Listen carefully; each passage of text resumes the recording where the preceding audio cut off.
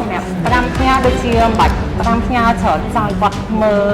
តាំងពីវគ្គមុនមកក៏បានដែរកូនក្រុមរបស់ខ្ញុំនិយាយទៅអញនិយាយថាអត់ទៅចឹងនិយាយច្រើនទេប៉ុន្តែការងារចេញមកគឺមួយរឿងអូខេដែរអញ្ចឹងចាំទៅមើលវាច្រើនអ្នកនិយាយអត់ប្រយោជន៍អញមើលវាអត់ផងបាននិយាយទៅតែគាត់អត់សូវនិយាយច្រើនតែជួយចិត្តធ្វើមើលសិនមកបើលើកនឹងឈ្នះទៀតអូយធ្វើហើយហ្នឹងឯងមើលអីទៀត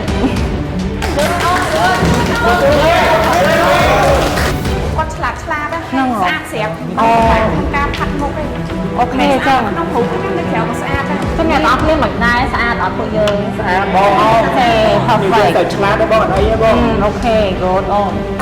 លឿននឹងប្រកបថាស្អាតផង